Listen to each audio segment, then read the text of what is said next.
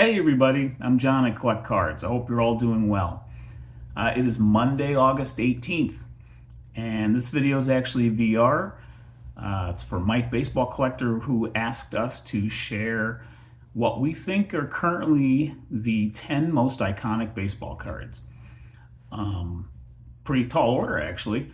Wrestled with it a little bit over the weekend, and I do have my 10 here I'm going to share momentarily. I list actually 10 other cards in the read more description that I still wanted to kind of like give a shout out to, just because it's like hard to, like I didn't want to give the impression that I completely like ignored some absolute classics that are really iconic as well. But to come up with just 10 for a video, you got to make tough decisions for a list like this.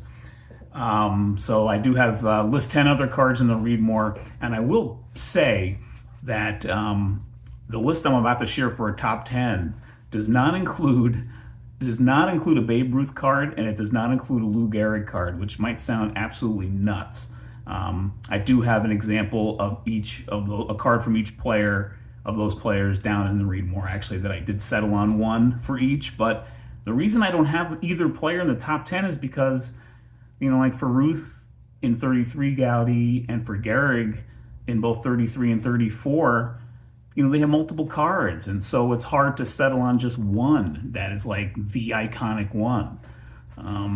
They each have a few other, cards from, say, even, back into the 20s, but they're really small, issues with really low pop counts. And so, there's a particular favorite of mine, of Ruth from 1927.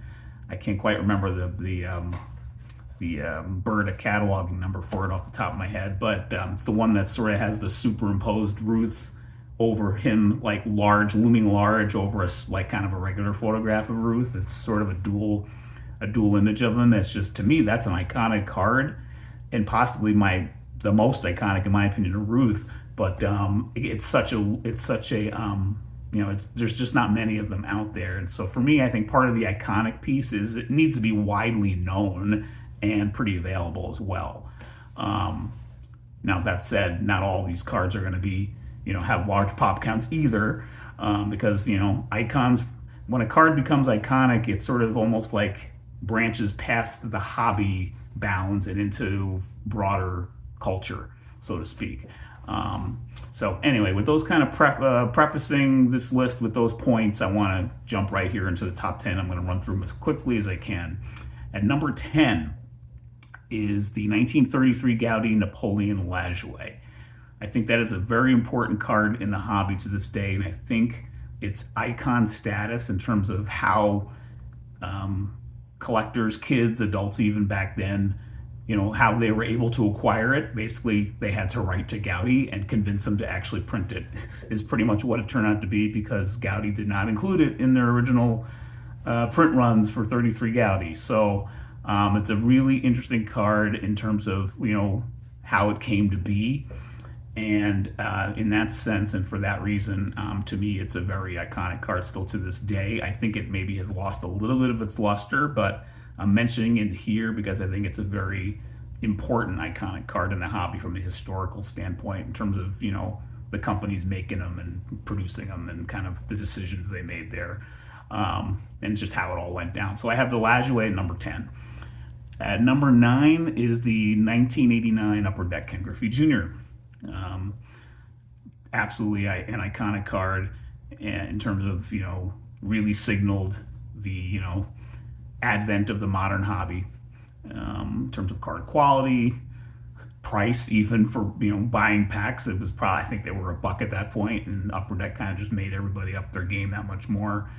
It just changed a lot of things. And I actually don't have a Griffey card to show you in this video, but I just don't happen to have one right now, because when I got back in the hobby, I didn't have one on hand, and I just put my hobby dollars elsewhere. So, yeah, I have the Griffey 89 Upper Deck at number 9. Okay, at number 8 on my list is the 1941 Play Ball Joe DiMaggio. Just a beautiful card, and every card on this list is gorgeous too, just in terms of aesthetics. And to me, that adds that much to the icon piece as well, in terms of just, why they're such, why they're on the level they are. It's the actual design of the card has a decent amount to do with it, as well as, kind of their places in history of the game and such. But DiMaggio's got that going for it in terms of the aesthetics. The colors on that are amazing. But of course, 41 with the streak. A streak that may never be broken, probably will never be broken, 56 consecutive games. There's just a mystique to that elevates this card that much more. Of course, it's, eventually, or originally was a 1940 play ball, same image. Thought I'd take a moment to show that. And it's actually, they're two fantastic cards in their own. They're each equally awesome in their own way. And the 41 is the truly iconic one, in my opinion, and is number 8 on my list. Number 7 is, and I got my list right down below me actually, so I'm looking down a little bit as I go. But number 7 for me is the 1960s card I have, and it's the 68 Topps Koosman rookie and Nolan Ryan. The Ryan Koosman rookie, an absolute, standard, I think, in among like kind of the elite in the latter half of vintage era collecting. And in some ways that card is almost like a gateway to vintage, I think, for maybe modern collectors or younger collectors, because everybody in the hobby pretty much knows who Nolan Ryan is, what he did on the mound, all-time strikeout king, just all the 7 no-hitters. He's a very like easy player to kind of like gravitate to kind of dive into the more historical parts of baseball. It's just so it's almost like Ryan's a good gateway to vintage, basically, long story short. And his rookie card is an iconic card, and to me it's number 7 on the list. Number 6 is the 1955 Topps Roberto Clemente rookie card. I think it's a card, and all of the cards of Clemente to me have been just on a solid upward trajectory in the 5 years since I've been back in the hobby anyway.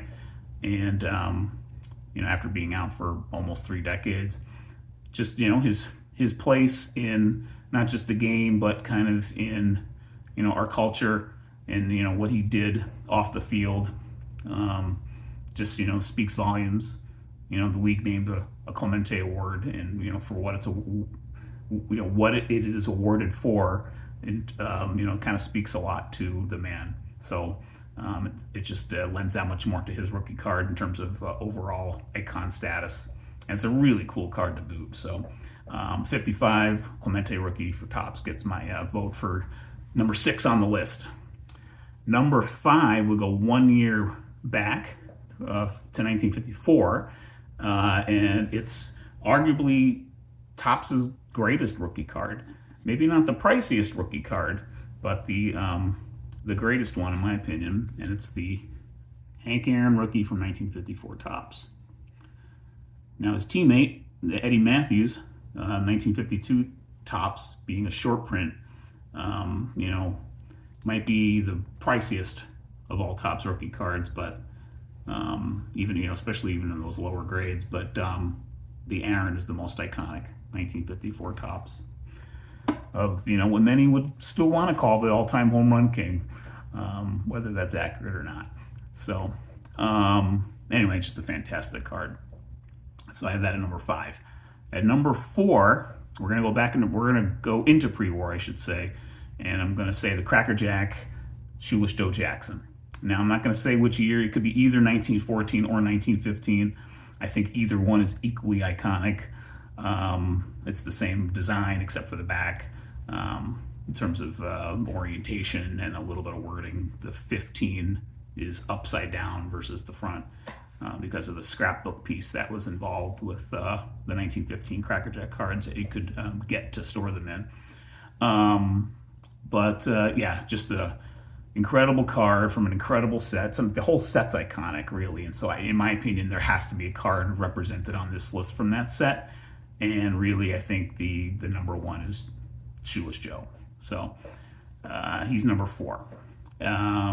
Could even make a strong case to be higher, but I'm putting him at 4. At number 3, now we got the medal stand, I guess you could say. At number 3, I have the 1949 Leaf Jackie Robinson.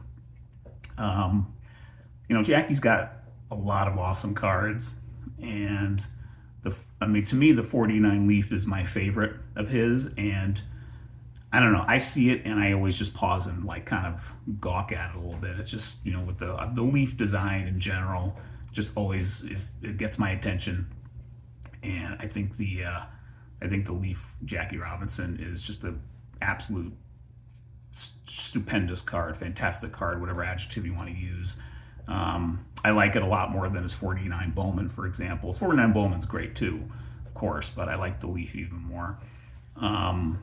And I think that Leaf set just kind of has its own place a little bit with some of the classic cards in that set, where it's really elevated in the hobby in terms of the first real awesome post-war set. And that Jackie Robinson to me is the card in the set among a lot of awesome cards.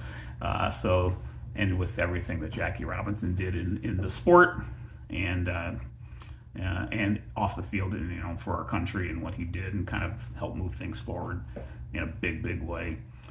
Jackie gets number 3 on my list for 49 Leaf. At number 2, so here's maybe where we're going to get a little. I'd be curious to see where these two end up. I have to think they're going to be 1 and 2, but you never know. But number 2 for me is the T206 Hannes Wagner. I do not have it at number 1. And I should say the closest thing I'll ever have to a T206 Hannes Wagner is this. This little Project 70 card from Topps a few years back. Pretty silly, but a fun little pickup. I was picking up a few of these things back in 2021. But yeah, the T206 Wagner, it's kind of like the Mona Lisa of baseball cards, which makes it super iconic. But you also don't see them very often in person. And to some degree, like if we were talking about, if this was a list of cards that have the most mystique, then I think the Wagner would be number 1. But in terms of iconic cards, if we're just kind of using that term, for me, there's one card that beats it. One card that beats the T206 Wagner, and that is the 1952 Topps Mickey Mantle. Surprise, surprise. Put dollar figures and sales aside. It just has a place in not just the hobby, but in broader, kind of broader sports culture, I guess you could say, where it's just, it just has a certain gravitas to that card that I don't think any other card has, frankly, right now. So I would say, the Mantle 52 Topps just surpasses the Wagner, not by a lot, by a little bit. I think, I don't know, there's just something about that card that I don't even necessarily would ever want to have. I don't need to have that card. Of the 3 cards I have on the top of my list, the 49 Leaf Jackie Robinson is the one I would want the most, actually. And who knows, maybe that would happen someday. But I've got the Mick 52 Topps at number 1. So there's my list, everybody. Hope you enjoyed this little countdown. Again, I got 10 more cards in my read more description below if you're interested to kind of know some of the decisions I was making in terms of who to include in this list. So thanks everyone for watching, and I'll see you on the next video. Bye now.